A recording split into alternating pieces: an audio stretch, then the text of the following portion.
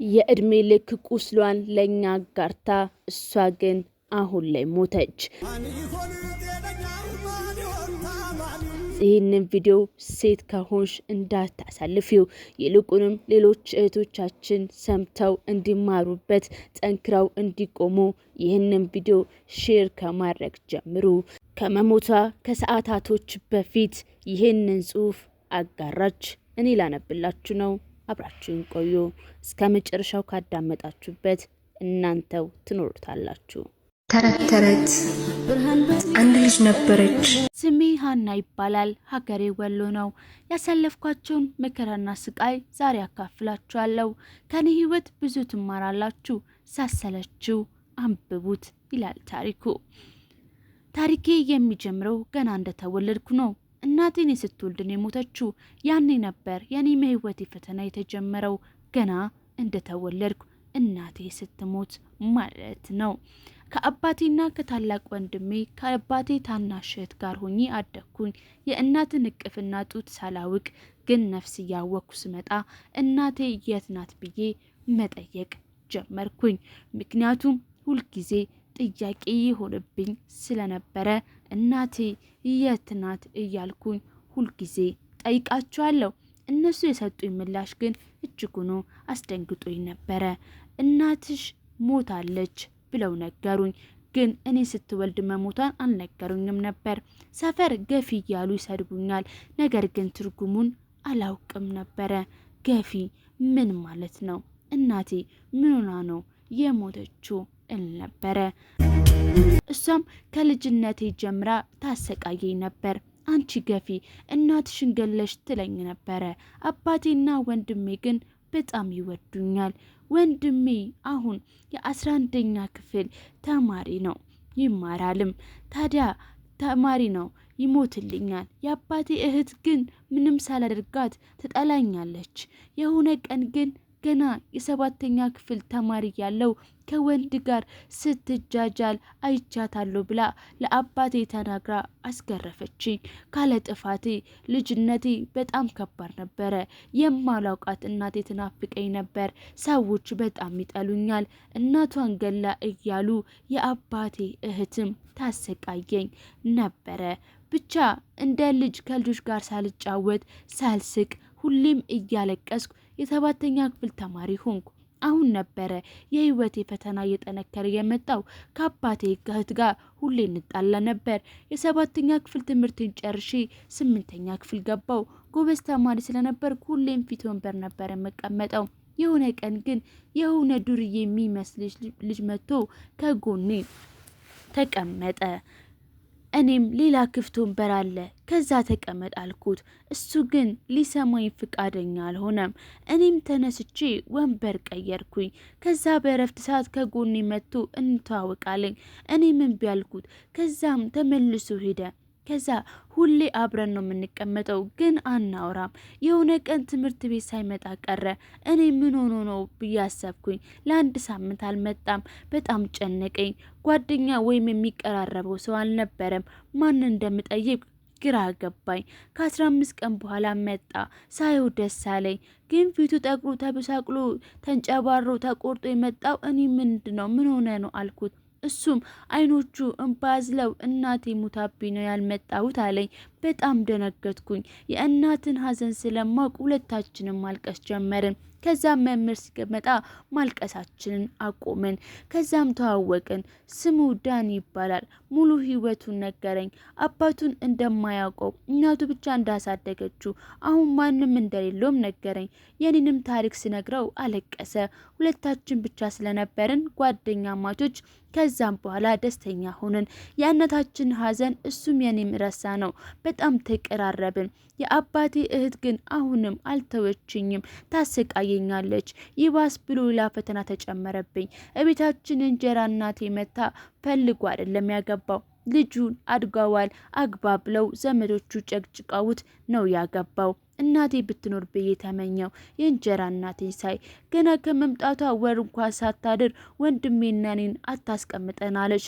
ዛሬ ደግሞ ከዳኒ ጋር ማለቴ እናቱ የሞተችበት ልጅ ጋር ቀጠሮ አለን። በጣም እፈልግሻለሁ ብሎ ላገኘው ሄድኩኝ። እዛ ስደርስ ግን ያልጠበኩት ነገር አጋጠመኝ። የሆነ ፕሮግራም ነበረ። ወደ ውስጥ ገባን። ከዛ ትንሽ እንደቆየን ዳኒ የፍቅር ጥያቄ ያቀረበልኝ። እኔም ወድጆ ስለነበረ ተቀበልኩት። ከዛ ግን ደስ የሚል ምሽት አሳለፍን። ወደ ቤት ሄድኩኝ። እቤት ስደርስ ግን ያልጠበቅኩት ነገር ገጠመኝ። ወንድሜ ከቤት ተባሮ አገኘሁት። ምክንያቱም የእንጀራ እናቴ አስገድዶ ሊደፍረኝ ነበረ ብላ ውሸቷን ለአባቴ ተናግራ፣ እኔም በጣም ከፋኝ። ስልክ ስደውልለት አይሰራም። ከዛም ለአባቴ ውሸቷን ነው ወንድሜ ይህን አያደርግም ስለው ምንም አድርጋ እንደመድረችው ባላውቅም አባቴ ግን ከፊቴ ጥፊ ውሸታም አለኝ። አባታችን ተቀይሮብናል። ሌላ ችግር ተጨመረ። ደግሞ የእንጀራ እናቴ ወንድሜን ከቤት አባራ የራሷን ልጅ አመጣች። እቤት አብረን ሊኖር ነው። ስሙ ናቲ ይባላል። በጣም ዱርዬ ነው። ገና ከመምጣቱ አይኖቹን ከኔ ላይ ጥሏል። ማታ እራት እየበላን የአባቴ ስልክ ጠራ። አዲስ ቁጥር ነበረ። አባቴም ሄሎ ማልበል አለ። ከዛ አባቴ እኔ ልጅ ነኝ አለው።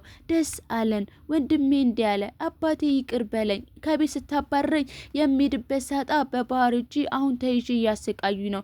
ብር አስልክ ሲሉ ላንተ አልደውልም ብዬ እስካሁን ድረስ ጆሮዬና 3 ጣቴን ቆርጦታል አለ። ነገ ጠዋት ካላክልኝ አይን አጥፍተው ይገሉኛል ሲል ተማጸነው። ታዲያ ይህን ስሰማ እኔ ማልቀስ ጀመርኩኝ። እሱም እንዲህ አለኝ፣ እህቴ ወድሻለሁ፣ ምንም ቢከፋሽ ቃል ግቢልኝ፣ ምንም ውሳኔ እንዳትወስኝ። ስልኩ ተቋረጠ። እኔም ጠዋት ብር ያስገባልታል ብዬ ነበረ። ነገር ግን ጠዋት አባቴ ብር የለኝም አለ። ምክንያቱም ሙሉ ሌሊቱ ሚስቱ ስትመክረው አድራ ነበረ። በልጁ ላይ ጨከነ። ሚስቱን አስበለጠ። በፊት የሚሳሳልን አባታችን ግን አሁን ጨከነ። እኔ ምንም ማድረግ ስለማልችል ዝም አልኩኝ። የሚያሳዝነው ነገር ግን በሁለተኛ ወር ለእንጀራ እናቴ ልጅ ባጃጅ ገዛለት። እኔ ምንም ለአባቴ ያልኩት፣ እሱ አያገባሽም አለኝ። የወንድሜና የእናቴ ሀዘን ሁሌም እያስለቀሰኝ ደግሞ ሌላ ችግር ተጨመረብኝ። እህቶቼ ስሙኝ፣ አሁን ላይ ሲከፋኝ አይዞሽ የሚለኝ ዳኒ ብቻ ነው። ከዳኒ ጋር ብዙ ህልም አለን። ወደፊት በተክሊል መጋባት ነው የምንፈልገው። በጣም ነው የሚወደኝ፣ እኔም እንደዛው። የእንጀራ እናቴ ልጅ ናቲ ሁሌ ያስቸገኝ ነበር፣ ሴትነቴን እየፈለገ። ይህንንም ለአባቴ ስነግረው ግን አላመነኝም ነበር። የሆነ ቀን ግን ያልተጠበቀ ነገር ተፈጠረ። እሱም ዳኒ እኛ ሰፈር መጥቶ ነበረ። እሱን ሰላም ብዬ ወደ ቤት ስመለስ ያለ ወትሮ ቤቱ ጭር ብሎ ነበረ። እቤት ማንም አልነበረም። እኔም በሩን ከፍቼ ስገባ ለካ እቤት ውስጥ ናቲ ነበር። በሩን ዘግቶ እጄን ጠምዝዞ ሊደፈረኝ ሶፋው ላይ ወረወረኝ። ከዛም እኔ መጮህ ጀመርኩኝ። ነገር ግን በሩን ዘግቶ በጣም ደነገጥኩኝ። ከዛ እጄን ጠምዞ ሶፋው ላይ አስተኛኝ። እኔንም ለማምለጥ ሞከርኩኝ። ነገር ግን ብጮሁም የሚሰማኝ ሰው አጣው። ከዛ በግድ ደፈረኝ። የመጀመሪያ ስለነበር በጣም አመመኝ። ብዙ ደም ፈሰሰኝ። ከዛ የሚፈልገውን ነገር ካደረገ በኋላ ትቶኝ ከቤት ወጣ። ወዲያው እናቱ መጣች። እንደዛ ሆኜ ስተኝ አንቺ ሸርሙጣ ብለሽ እቤት ወንድ አስገብተሽ ተኛሽ አለችኝ። እኔም የሷ ልጅ ደፍሮኝ እንደሆነ ነገርኳት፣ ግን ውሸታም አለችኝ። አባቴ መጣ። እኔም አባቴ ይረዳኛል ብዬ አለቀስኩ። ሂጂ የሆነው ልነግረው ስል እሱ ግን ቀድሞ አንቺ አህያ ብሎ በጥፊ መታኝ። ከዛም መሬት ላይ ስወድቅ በእርግጫና በዱላ ደበደበኝ። ማና የለኝ ተጋያለ። ለካስ እናትና ልጅ ለቤቱ ለአባቴ ደውለው ልጅ ከወንድ ጋር እቤት ተኝታ ያዝናት ብለው ነግረውታል። ግን መጨረሻ ላይ አባቴ እንዲህ አለኝ፣ ከዱላው በላይ ይህ ቃሉ አሞኝ ነበረ። አንቺ ገፊ፣ እናትሽን ገለሽ እኔን አናደሽ እኔን አሳብደሽ ልትገይኝ ነው እንዲህ አለኝ። እኔም ያኔ ነበር አባቴ በልቤ ውስጥ ገድዬ የቀበርኩት። መቼም ይቅር የማለውን ስህተት ሰራ። በጣም አዘንኩበት። ልቤ ተሰበረ። ከቤት አባረረኝ ልክ እንደ ወንድሜ። እኔም ደሜ እቤት ጠብ ጠብ እያለ ከቤት ወጣው። ወደ ሆነ ጫካ ሄድኩኝ ራሴን ላጠፋ። ጫካው ከደረስኩ በኋላ ግን ለወንድሜ የገባሁት ቃል ትዝ አለኝ። ከራሴ ጋር መከራከር ጀመርኩኝ። የወንድሜን ቃል ላጥፍ ወይስ ቃሌን ላከብር እያልኩኝ ብዙ ተሟገትኩኝ። ወደ ጫካው ሲሄድ ያየኝ የፍቅረኛ ጓደኛ ለካ ተጠራጥሮ ለጓደኛ ነግሮት ነበረ። ወዲያው እየሮጠ መጥቶ ከጀርባዬ የኔ ፍቅር ሲለኝ በጣም ደነገጥኩኝ፣ አፈርኩኝ። እያለቀስኩኝ በቃ ተወኝ አልኩት። እሱም አልተውሽም፣ ምን ሆንሽብኝ ነው ንገሪኝ አለ። እኔም እያለቀስኩ የሆነውን ነገር ነገርኩት። ከዛ በቃ እኔን እርሳኝ፣ እኔ ቆሻሻ ሴት ሆኛለሁ አልኩት።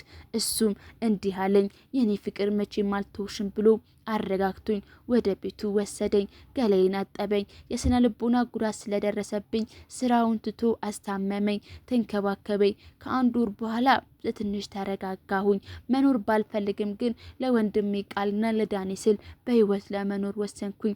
የሆነ ቀን ግን ከዳኒ ጋር አስፓልት ላይ ወክ እያደረግን የእንጀራ እናቴ ልጅ አገኘ ነው። ከዛ በጣም ጣፋጭ ነበር። አንድ ቀን ደግሜ ድጋሚ ባገኘውሽ ብሎ አባቴ የገዛለትን ባጃጅ እየነዳ ትቶን ሄደ። ዳኒ በጣም ተናደደ። እኔ ግን ቁስሌ ቀሰቀሰብኝ። ከዛ ማልቀስ ጀመርኩኝ። ወደ ቤታችን ተመለስን። ሙሉ ሌሊቱን ሳለቅስ አደርኩኝ። ዳኒ በንዴት የኔ ፍቅር ነገ እቤቱ ድረስ ሄጄ ነው የሚገለው እሺ አለኝ። ሌሊት ላይ ግን እንቅልፍ ወሰደኝ። ጠዋት 1 ሰዓት ስነቃ ግን ዳኒ ቤት ውስጥ የለም። ስደውልለትም ስልኩ አይሰራም። በጣም ጨነቀኝ። ከጥቂት ሰዓታት በኋላ ግን ስልክ ጠራ። ሳየው የቢሮ ስልክ ነበር። እኔም ግራ ተጋብቼ አንስቼ ሄሎ ስል ይቅርታ ወይዘሮ ሀና ነሽ አሉኝ። እኔም ደንግጬ አዎ ሀና ነኝ አልኳቸው። ከዛም እንደዚህ ሆነ። ይቅርታ ወደ ፖሊስ ጣቢያ ነይ፣ ለጥያቄ እንፈልግሻለን አሉኝ። ለምን ስለው ዛሬ በጠዋት አቶ ዳንኤልና አቶ ናት የሚባሉ ሰዎች ተጣልተው አንደኛው ሲሞት ሌላኛው ደግሞ በቁጥጥር ስር ዋል አለኝ። በጣም ደነገጥኩኝ። እኔም እያለቀስኩኝ ማነው የሞተው ዳኒ ነው ወይስ ናት ያልኩት። እሱም ስትመጪ ነግርሻለሁ አለኝ። እያለቀስኩ ወደ ፖሊስ ጣቢያ ሄድኩኝ። ይገርማችኋል ከፖሊስ ጣቢያ ስልክ ተደውሎልኝ ወደ ፖሊስ ጣቢያ ሄድኩኝ። ከዛ ስደርስ ግን ያየሁትን ማመን አቃተኝ። የፍቅረኛዬ ሬሳ ሳየው ደነገጥኩኝ።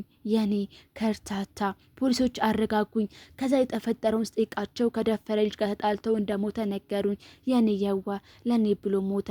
ህመሙ ከባድ ነው። ያንን ቀን ህልሜ የጨለመው ቤተሰብ ስላልነበረው በመዘጋጃ ተቀበረ። አሁን ስነግራችሁ ቀላል ይመስላችኋል፣ ግን በቦታው ስትሆኑ ህመሙ ከባድ ነው። ከዛም ራሴን ላጠፋ ወሰንኩኝ። ምክንያቱም ምኖርለት የለም። መድኃኒት ገዝቼ ጠጣው። ከዛ ግን በመሀል ሰዎች መጥተው ሆስፒታል ወሰዱኝ። ተውኝ፣ አታትርፉኝ እያልኳቸው እነሱ ግን አተረፉኝ። ከዛ ሌላ ያልጠበቅኩት ነገር ተፈጠረ። ሲመረምሩ ለካ ሳላውቀው የ1 ወር ነፍሰ ጡር ነኝ። አምላኬ ግን ምን ብበድለው ነው? ከዛ ሐኪሞቹ እስካሁን እኔን የደፈረኝና ፍቅረኛዬን የገደለው ናቲ አልታሰረም። ህግ እንደሌለ ገባኝ። እኔንም እንዳይገለኝ ወደ አዲስ አበባ መጥቼ ሰው ቤት መስራት ጀመርኩኝ። ከዛም ግን ሆዴ እየገፋ ሲመጣ ከምሰራበት ቤት አባረሩኝ። ጎዳና ላይ ወጣው። ለ1 ሳምንት መንገድ ላይ ተኛው። ከዛም ሆዴ መጫን ሲጀምር የነበረችኝን 800 ብር አይዤ ወደ ሆስፒታል ሄድኩኝ። እነሱ ግን አናስገባም ብለው ገፍትረው አስወጡኝ። በቂ ብር ስላልነበረኝ መገናኛ ዶክተር ደሳለኝ መካከለኛ ክሊኒክ ይባላል። እኔም ወደ ሌላ ሆስፒታል ሄድኩኝ። እነዛም ፍቃደኛ አልነበሩም። በመጨረሻ መንገድ ላይ ምጥ መጣ። መንገድ ላይም ደም እየፈሰሰኝ እያዩ ትተውኝ ሄዱ ነበረ ሰዎች። አቤት የሰዎች ክፋት! ከዛም እኔም እያለቀስኩ ማማት ጀመርኩኝ። በመሀል ግን አንድ ጥሩ ሰው መጥቶ በራሱ መኪና ሆስፒታል ወሰደኝ። ግን ከረፈደ ነበረ ሆስፒታል የደረስኩት። የኔን ህይወት ብቻ ነበር ማትረፍ የቻሉት። የልጄን ህይወት ማትረፍ አልተቻለም ነበረ። የመኖሪ ምክንያት ልጄን ነበረ። ነገር ግን በሰዎች ክፋት ምክንያት ልጄን አንዴም ሳላቅፎ ሞተብኝ። ግን ፈጣሪ አለ ንገሩኝ እስኪ። ከዛ ትንሽ ሰውነቴ ከጠነከረ በኋላ ከሆስፒታል ወጣው። ከዛ የሚያሳከመኝ ሰው ተንከባክቦ ብር ሰጥቶ ወደ ሀገሬ መለሰኝ። እኔም አንድ ውሳኔ ወሰንኩኝ። አባቴና የእንጀራ እናቴ ከነ ልጇ ገድዬ የፍቅረኛና የወንድሜን ደም ተበቅዬ ወደ እናቴና ልጄ ፍቅረኛ ወንድሜ ዘንድ ለመሄድ ወሰንኩኝ። ጥሩ ሰው መስዬ እግራቸው ለተደፍቼ ይቅርታ ጠይቄ ወደ አባቴ ቤት ተመለስኩኝ። ምግብ ውስጥ መርዝ ጨምሬ ሁሉንም ለመግደል አሰብኩኝ። ከዛም በሶስተኛው ቀን ሁሉም ገበያ ሄዱ። እኔንም ወጥ ስሪ ብለውኝ በእኔ ላይ በነበረ ብር መርዝ ገዛሁኝ ሱቅ እጄ። ከዛም ወጥ ውስጥ በጭካኔ ጨመርኩት። ክፉ ሆኜ ሳይሆን ስለሚገባቸው ነው። ከነሱ ጋር አብሬ ለመብላት ወሰንኩኝ፣ አብሬያቸውን ለመሞት። ከዛ እነሱም ከገበያ ተመለሱ። አባቴና የእንጀራ እናቴ ሞቱ። ናቲ ግን ተረፈ። እነሱም መርዙን መቋቋም አልቻሉም ነበረ። ናቲ ግን እንደ እድል ተረፈ። እንዴት? ግራ ገባኝ። ፖሊሶቹ የወንጀል ምርመራ ጀመሩ። እኔም በጣም ፈራው። ከሀገር ለመጥፋት ወሰንኩ። ግን ያስጠረጥረኛል ብዬ ፈራው። ራሴን እንዳላጠፋ ናቲ ሳልገለው መሞት አልፈልግም። ታዲያ ናቲ ግን እኔን ጠርጥሮኝ በጣም ፈራው። በ3 ቀን ውስጥ ግን ፖሊሶች መጡና በሩን አንኳኩ። ከዛም ናቲን ይዘውት ሄዱ። ናቲ 28 ዓመት ተፈረደ። እኔም ናቲ ከታሰረ ወደ ቤተሰቦች ዘንድ ልሄድ በነበረበት ሰዓት ወላጅ አባቴ ፈልጎ አገኘኝ። በሰዓቱ ብዙ በደለኝ ነበረ፣ ነገር ግን ደስተኛ ሆንኩኝ። አዲስ ህይወት ጀመርኩ። አዲስ አበባ መኖር ጀመርን። አባቴም እንደኔ ብቸኛ ነበረ። ለትንሽ አመምታት በጣም ደስተኛ ነበርኩኝ። በመሀል ከዛ ደስታ በኋላ ግን በጣም ታመምኩኝ። ከዛም ሆስፒታል ሄድኩኝ። በሰዓቱ ዶክተሮቹ አላወቁትም ነበረ። ለ5 ወር ያህል ዶክተሮቹ ሳያውቁት በሽታዬ ቆያሁኝ። የሆነ ቀን ግን በጣም ታመምኩኝ። ከዛም የሆነ ሆስፒታል ሄጄ ተመረመርኩ። ከዛ ግን በሽታዬ ታወቀ። አዲስ የጀመርኩት ህይወትና አባቴን ሳልጠግባቸው ልለያቸው ነው። አየኔ ህይወት መኖር ስፈልግ ሞት መጣ። ፈጣሪ ግን አለ ብቻ መሞቴን እየጠበቅኩኝ ለበጎ ነው እላለሁኝ። ከኔ በላይ አባቴና አዲስ የጀመርኩት ህይወት አሳዘኑኝ። ህይወት እንዲናት አምኖ መቀበል ከበደን። አባቴ ጥሩ ገቢ ስለነበረው እስከ ውጪ ድረስ ሕክምና ሞከርኩኝ። ነገር ግን አንድ ነገር ቃል ገባላችኋለሁ፣ እስከመሞት ድረስ ቪዲዮ ለቅላችኋለሁ። ግን ከ3 ቀን የሚበልጥ እድሜ ያለኝ አይመስለኝም። የኔ ፍቅር ከአባቴ ቀጥሎ ለኔ ብዙ መስዋዕትነት ከፍለሃል። ምንም እንደ ዳኒ ባላ ፍቅሬም ግን ወድጄ ነበረ። ካንተ ጋር ብዙ ልጆችን ወልደን መኖር ፈልጌ ነበረ። ታሪኬ ዝብርር ካለባችሁ ይቅርታ። ምክንያቱም አሁን እኔ ከራሴ ጋር አይደለሁም። እናንተ አገጣጥሙት እሺ። አባቴ እኔን አቶ መኖር አይችልም አውቃለሁ። በጣም ጨንቆኛል። ለሱ ስል መኖር እፈልጋለሁ ግን አልችልም። አባቴ ያን ሁሉ ስቃይ ባሰቃየም ግን በጣም ወድጄ ነበረ። አባቴ ለኔ ስትል ብዙ መስዋዕትነት ከፍተሃል። ካንተ በላይ አድጌ ይህ ኑሮ ላይፈጠር ይችል ነበረ። ካንተ ጋር ባድግ ይህ ነገር ላይፈጠር ይችል ነበር። እናቴ፣ ወንድሜ፣ ፍቅረኛዬ በቃ መጣሁላችሁ። ግን ሞት በጣም ነው የሚያስፈራው። ግን መቅረት አይቻልም። አሁንም ማርያምን አባቴን አደራ። ባጭሩ ነው ብዙ ስቃይ የደስታ ቀኖችን አሳልፍ ያለው ግን እነዛን ለመናገር ሰዓት የለኝም። እህቶቼ ስላስጨነኳችሁ ይቅርታ። የኔ ፍቅር የሚሰጥ ማስታወሻ ህመምና ሀዘን ቢሆንም ነገር ግን ይህንን ይቅርታ ዲያሬን ብዙ እህቶቼ ከኔ ህይወት ይማሩበት ዘንድ ቃሌን ጠብቀ አሳተምልኝ እሺ። ደግሞ አባቴን አደራ እልሃለሁኝ። የሞቴ ቀን ወደ እኔ ቀረበች። በህይወት እስካለሁባት ቀን ድረስ በቪዲዮ ለቅላችኋለሁ። መልቀቅ ያቆምኩ ቀን ግን ሞቻለሁ ማለት ነው። አንድ ነገር ቃል ግቡልኝ። እኔም በአካል የምታውቁኝ ሰዎች አባቴን አደራ ከኔ ጋር አብሮ እንዳይሞት ጠብቁልኝ አደራ። እስከ መጨረሻው ኑዛዜ ይሄ ነው። ምክንያቱም በሽታው በውስጤ ስለቆየ መጨረሻ ይደርሷል። መዳን አልችልም። ከዛም የምሞትበት ቀን ነግረውኝ መጠበቅ ጀመርኩኝ። ግን ተስፋ ቆርጫለሁኝ። መኖር ግን እፈልጋለሁ። ከዛም በጣም ደነገጥኩኝ። ደስታዬ ሳልጨርስ ሞት መጣ። አምኖ መቀበል ከበደኝ። በቃ ልንገራችሁ ያሰብኳቸው ነገሮች ሁሉ ጠፉብኝ። ደግሞ በጣም እያመመኝ ስለሆነ አሁን ልረፍ። ምናልባት ወደ ኮማ ካልገባው ትንሽ አርፌ ቪዲዮ ለቅላችኋለሁ። ከሌሎች ቀን በላይ ዛሬ በጣም ከፍቶኛል። አሁን በጣም እያመመኝ ስለሆነ በትንሹ ሙሉ ታሪኬ ልጨርስላችሁ።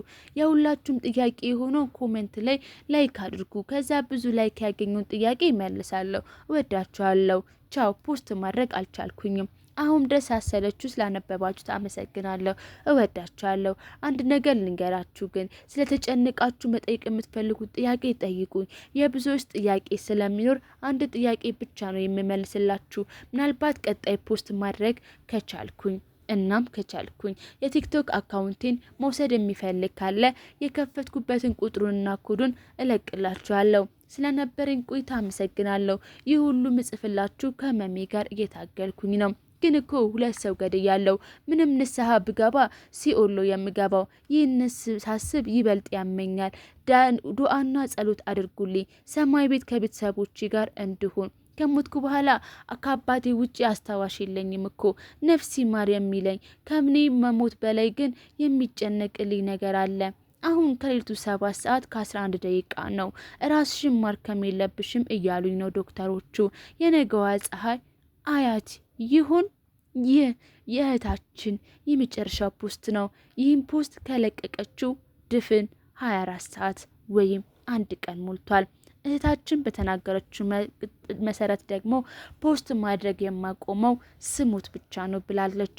ታዲያ በአሁን ሰዓት ግን ሞታለች። ከ8000 ተከታይ አሁን 58000 ተከታዮችን አፍርታለች። እናንተም ማጋራት የምትፈልጉት ታሪክ ይኖራችሁ ይሆን?